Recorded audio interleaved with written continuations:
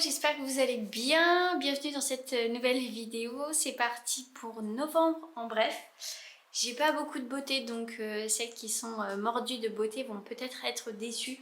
J'ai principalement des livres aujourd'hui. Je vais commencer par les livres parce que d'habitude je commence toujours par la beauté.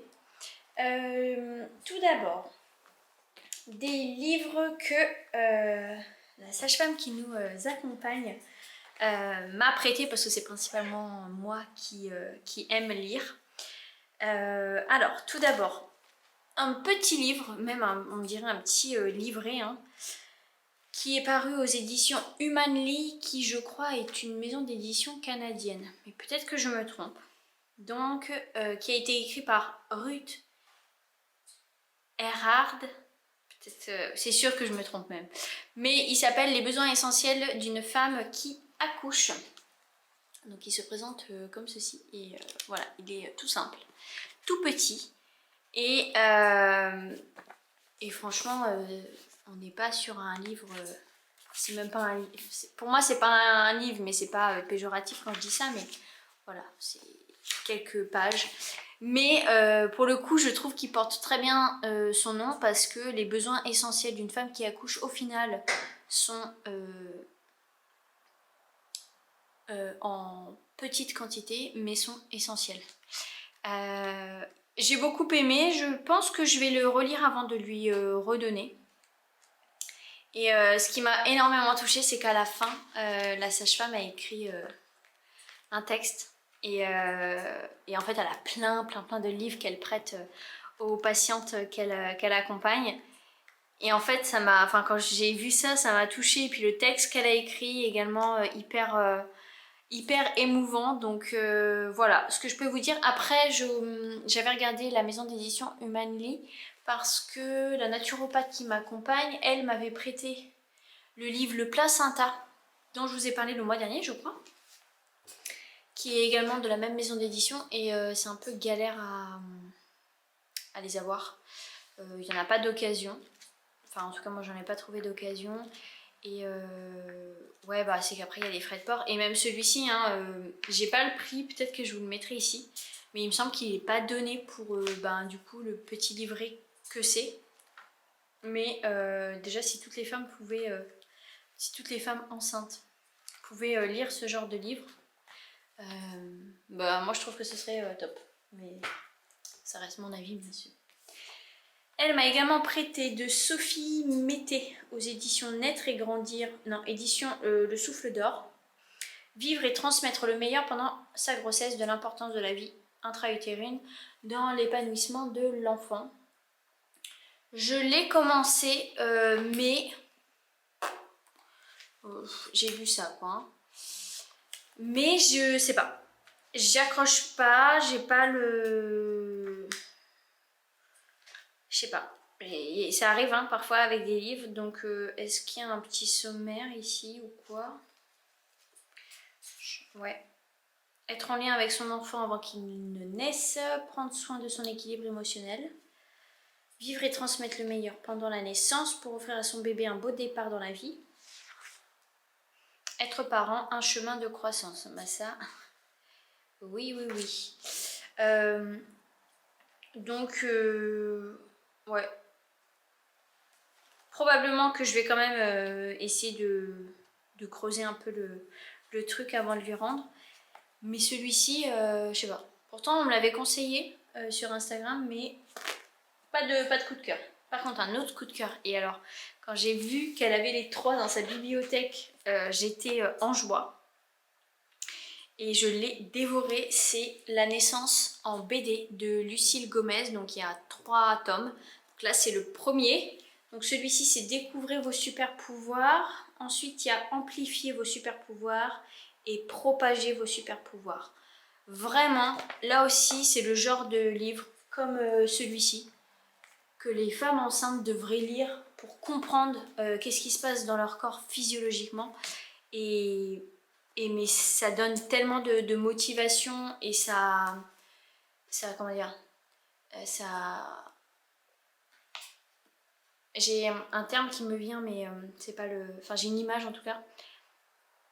souvent, enfin, c'est assez sombre, entre guillemets, la naissance, la douleur, etc., les complications.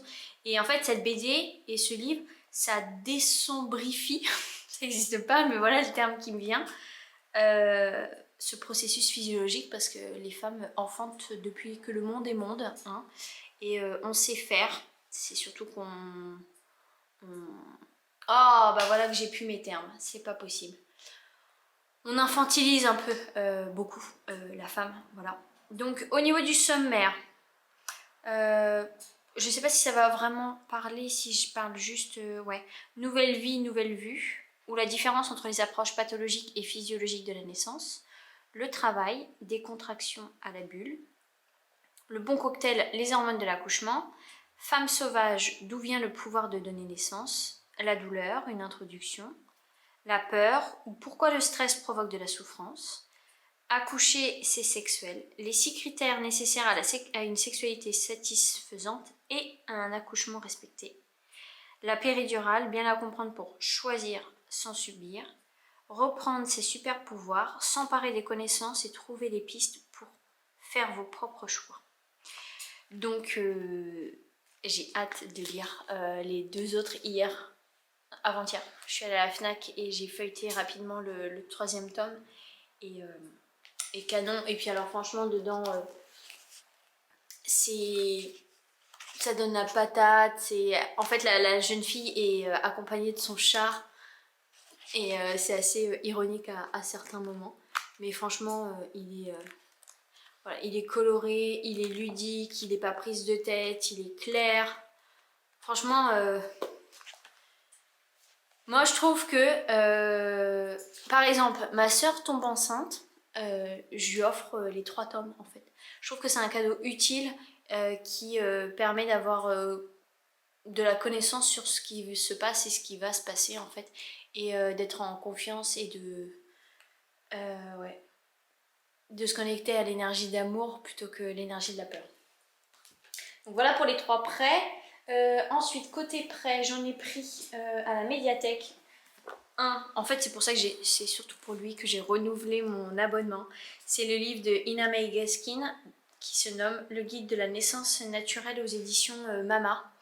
Donc on est sur un bon bébé, là on n'est pas du tout sur un livret.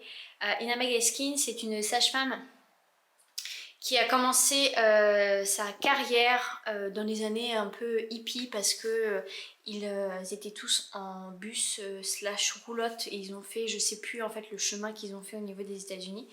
Et puis bah forcément il y a eu des bébés et donc c'est comme ça qu'elle a commencé à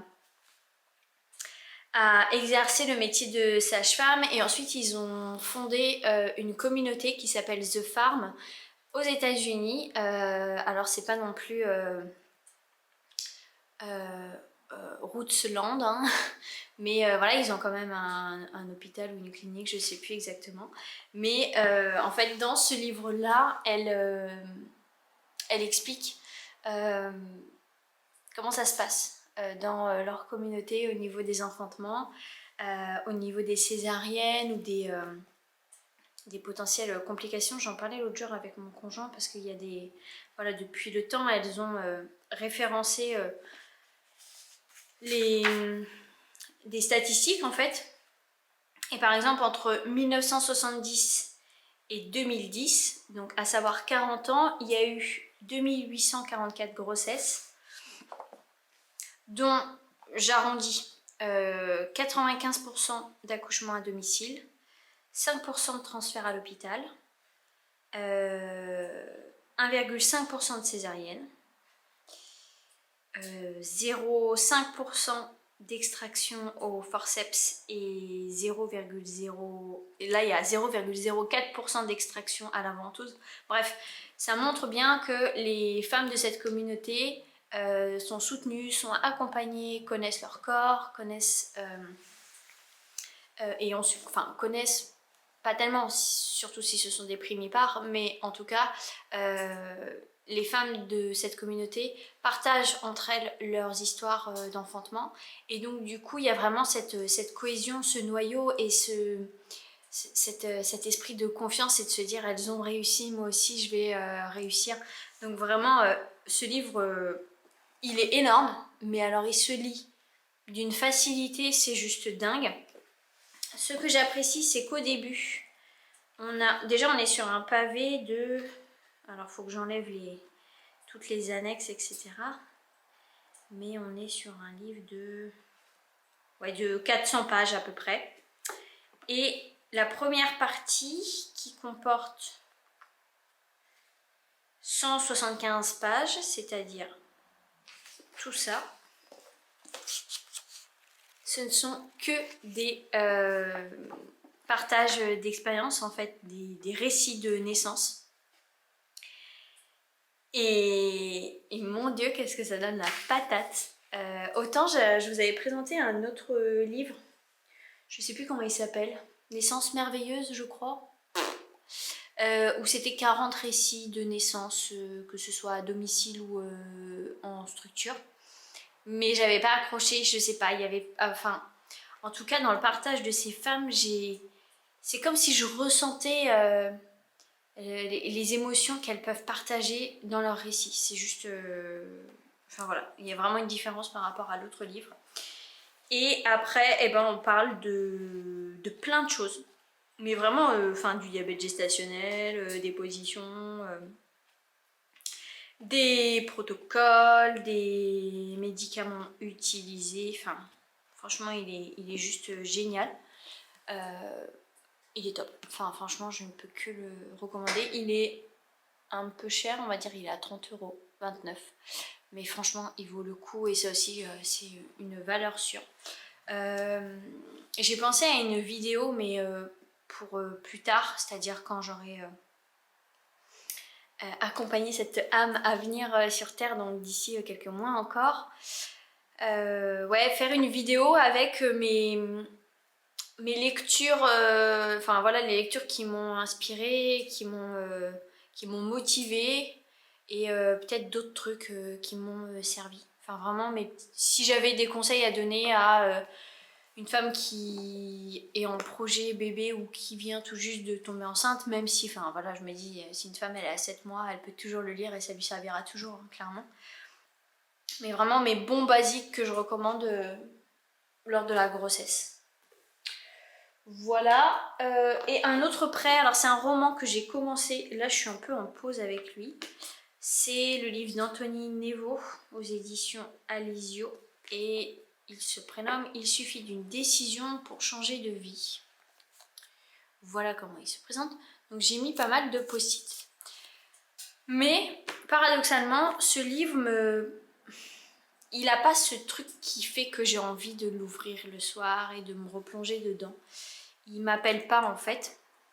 Bien que l'histoire soit un peu, beaucoup même étrange. Je sais même plus comment il s'appelle. Bart. Donc Bart va se retrouver en prison suite à un mauvais choix de sa part. Et il va rencontrer un homme du nom de Billy. Mais je vous en dis pas plus parce que sinon ça va spoiler le truc dès le début. Et alors, il va pouvoir faire des choix différents. Donc le principe est top. Je trouve qu'on est vraiment sur une sorte de roman initiatique où Billy va vraiment être comme un enseignant ou comme une personne qui va le guider, l'orienter. Donc ce pourquoi j'ai mis des post-it, parce que des fois il y a des répliques qui sont vraiment chouettes. Donc après je me ferai ma petite fiche Bristol avec tout ça. Mais bon, je pense que je vais le terminer parce que clairement, vous voyez, ce serait quand même un peu culotté de ma part de ne pas le terminer alors qu'il reste que dalle. Mais voilà, c'est pas... Là, tout de suite, je pense à Kilomètre Zéro, par exemple, ou Les Chimistes, où pour moi, ce sont vraiment des romans initiatiques, ou L'homme qui voulait être heureux, par exemple. Pendant la lecture, j'avais envie de manger les chapitres. Là, clairement, c'est pas le cas. Et un autre livre à vous présenter, celui-ci, je suis trop contente qu'il soit enfin sorti en français. C'est une illustratrice qui s'appelle Yulia Boschi, qui est roumaine. Ouais, c'est ça, qui est roumaine et qui habite en Suisse. Et donc je la suis sur Instagram pour ses illustrations en lien avec le développement personnel, la spiritualité, que j'adore. Et il y a quelques mois maintenant, si ce n'est l'année dernière, elle a sorti un livre avec ses illustrations en anglais. Je me suis tâtée à l'acheter et puis bah voilà, finalement j'ai laissé couler. Et la semaine dernière, on est quel jour là? On est mercredi, donc ouais, ça doit être lundi ou peut-être dimanche, bref, il y a quelques jours. J'ai vu qu'il était sorti en français, donc direct je suis allée à la FNAC pour le feuilleter et puis bah, mon conjoint me l'a offert. Je suis vraiment ravie, je l'ai lu 2 fois. C'est Le soleil, la mer et les étoiles. Déjà, il est magnifique quoi. Donc voilà comment il se présente, j'adore.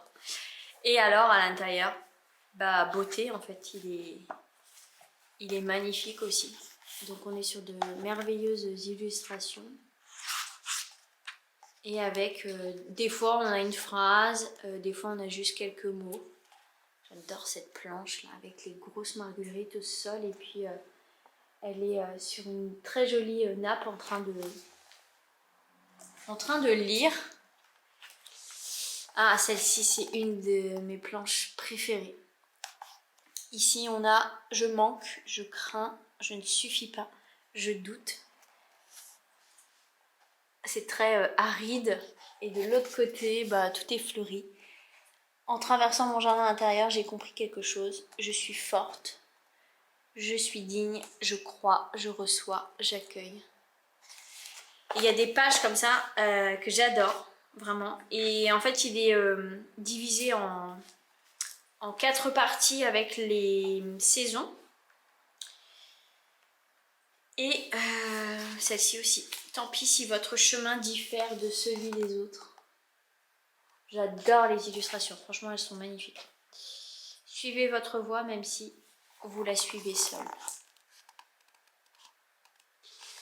Voilà. Bon, je sais pas si ça donnera bien grand chose comme ça plutôt qu'en plein d'inserts. Mais c'est un très joli livre qui est dans la même catégorie que L'enfant, la taupe, le renard et le cheval et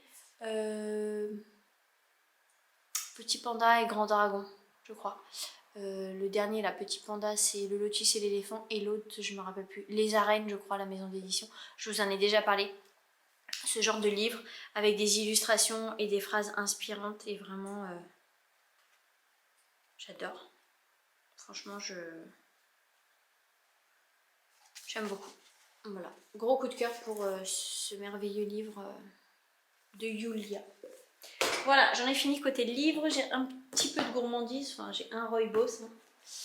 Et un peu de beauté. Justement, côté rooibos, j'avais terminé...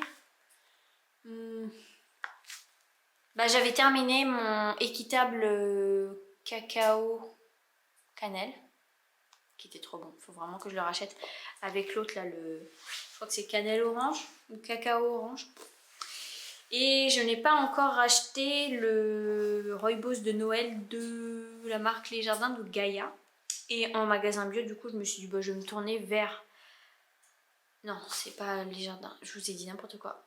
Le rooibos de Noël de la marque Le Palais d'été. Et donc en magasin bio, je me suis tournée vers un rooibos de la marque Les Jardins de Gaïa parce que j'avais déjà le masala chai qui est très bon. Et j'avais le Zulu Digest qui est top. Alors lui franchement il est génial. Dès que je me sens un peu ballonnée, lourde, je prends ce rooibos. Et c'est comme si ça faisait tout couler quoi. Déjà avec le fenouil qui est top pour les ballonnements ou autre. Enfin top, le Zulu Digest. Et j'en ai un, c'est le premier que j'ai acheté, que j'avais acheté à Montpellier d'ailleurs, je me rappelle. Qui se nomme Asing... C'est le nom d'une chanson. Asing Bonao ou un truc du genre, je sais plus. Mangeko, enfin bref. Donc je me suis dit bah go acheter un truc de Noël. Donc c'est lumière d'étoile, orange et épices. Donc il se présente comme ceci. Donc il y a marqué nouveaux arômes, nouvelles saveurs. Donc je vais juste enlever justement mon petit tamis à rooibos. Parce que je m'en suis fait un. Pour le goûter en live et vous dire quoi. Enfin je l'ai déjà bu hein, bien sûr. Donc il y a du rooibos, des fruits, écorce d'orange, pomme, églantine, huile essentielle d'orange douce, épices, à savoir cannelle, gingembre, clou de girofle, arôme naturel, de pommes, d'amandes et de fraises, hibiscus, amandes effilées, extrait de cannelle. On est d'accord, ça vend du rêve. Et j'espère que c'est juste pas trop chaud, histoire que je me brûle pas. Moi, mes rooibos, j'aime bien ne pas les sucrer. Et je trouve qu'un rooibos est bon et qu'il est qualitatif, justement quand il n'est pas sucré et qu'il développe toutes ces saveurs à l'infusion. Et là, franchement, vu tout ce qu'il y a dedans, et on peut se dire, mais le truc qui va être démentiel, et ben je suis déçue. Donc pour avoir quand même un goût en bouche, j'en mets pas mal. En tout cas, j'en mets plus qu'à l'accoutumée. C'est-à-dire que là, je dois être à une bonne cuillère à soupe de rooibos par tasse. Et voilà, c'est pas non plus la panacée, quoi. Mais voilà, on ressent pas toutes ces saveurs qui devraient pour moi ressortir, quoi. Donc voilà, je suis assez déçue de ce rooibos. Mais voilà, il m'en reste encore pas mal. Quoique je l'ai pas mal... il me reste ça en sachant qu'ils sont pas remplis. Mais voilà, il me reste ça. Donc je vais le boire.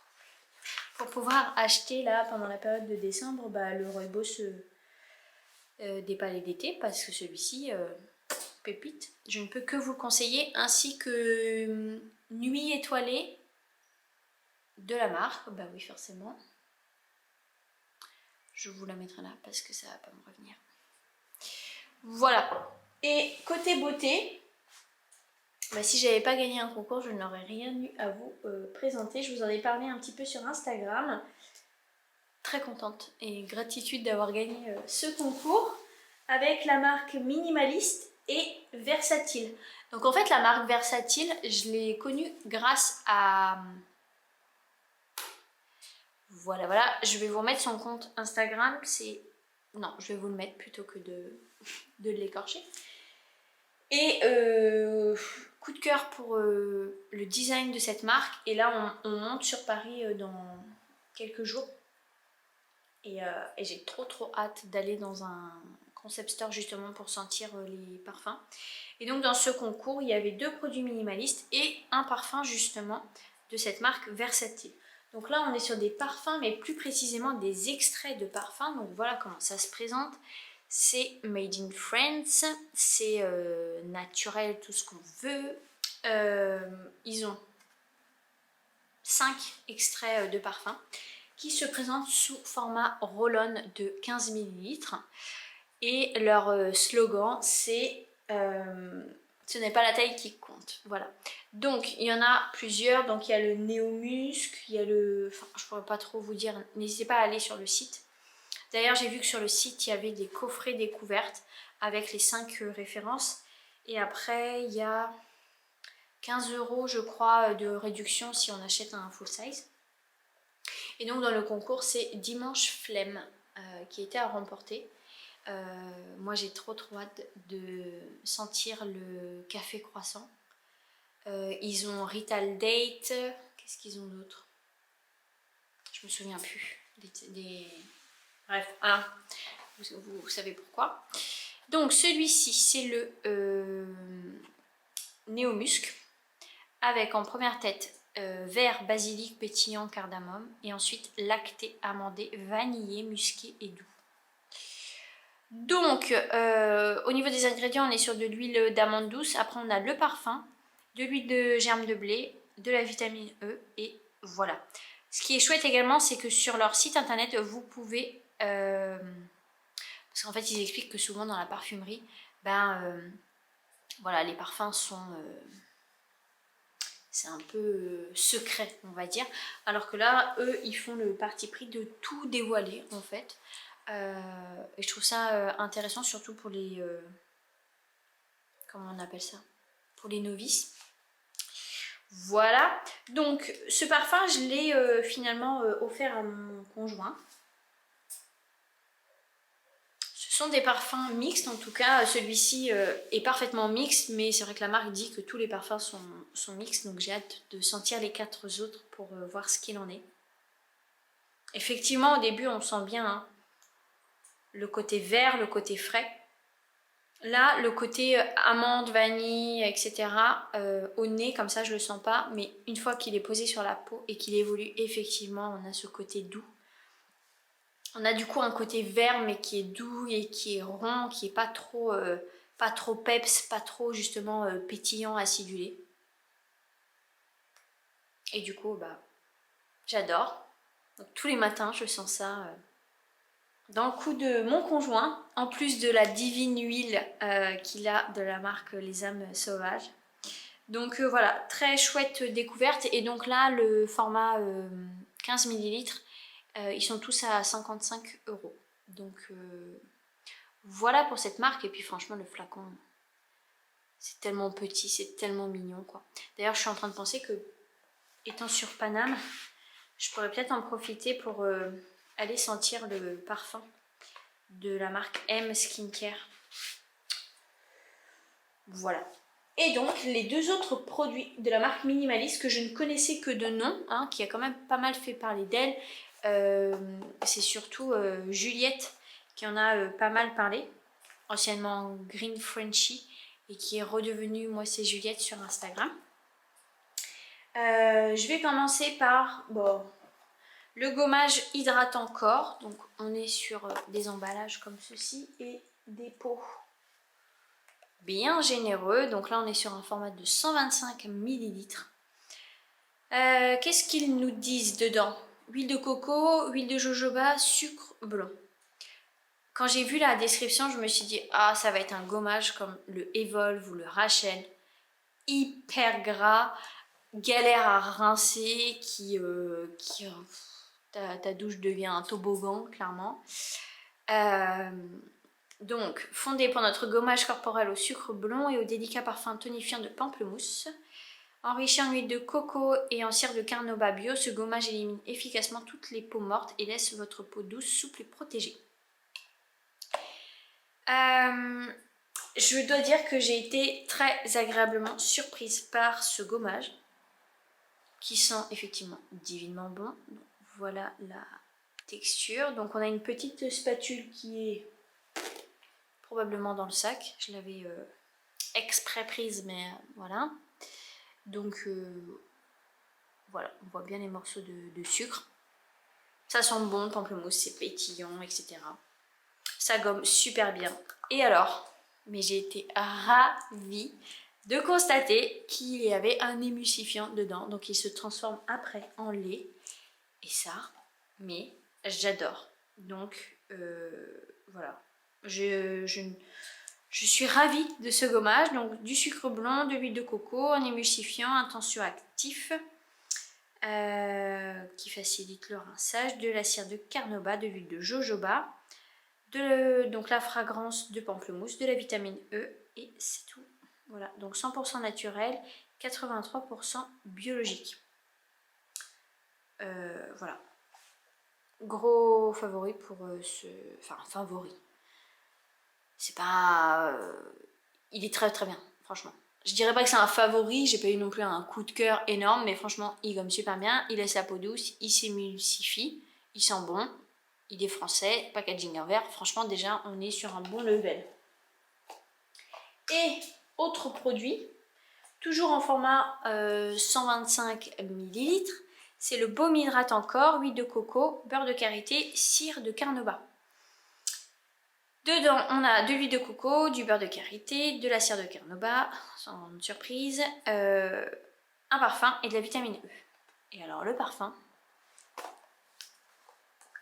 mon Dieu, c'est une tuerie. Là, pour le coup, j'adore, j'adore, j'adore. On est sur un parfum de fleurs de frangipanier.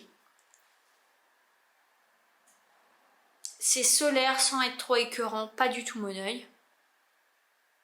Mais en même temps sucré et doux, franchement, dinguerie. Donc il se présente comme ceci, hein, voilà, un beurre solide. Par contre il est vraiment solide, c'est à dire que même à la spatule, quand je le racle, ça fait comme du parmesan quoi. Il est vraiment...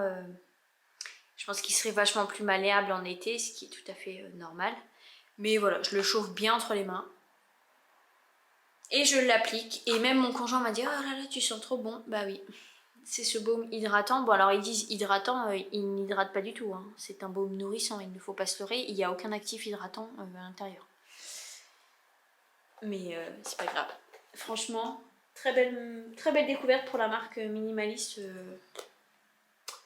Voilà ce que je peux vous en dire. Bon bah voilà, j'ai fini pour novembre. En bref, ce fut court. Ah non, 30 minutes. J'ai beaucoup parlé pour vous présenter au final très peu de produits. Bon, j'espère que vous allez bien, j'espère que cette vidéo vous a plu. Si c'est le cas, n'hésitez pas à me le faire savoir en commentaire, en pouce bleu. On se retrouve en commentaire pour celles qui le veulent. Je vous embrasse tout bien fort et puis je vous dis à la prochaine.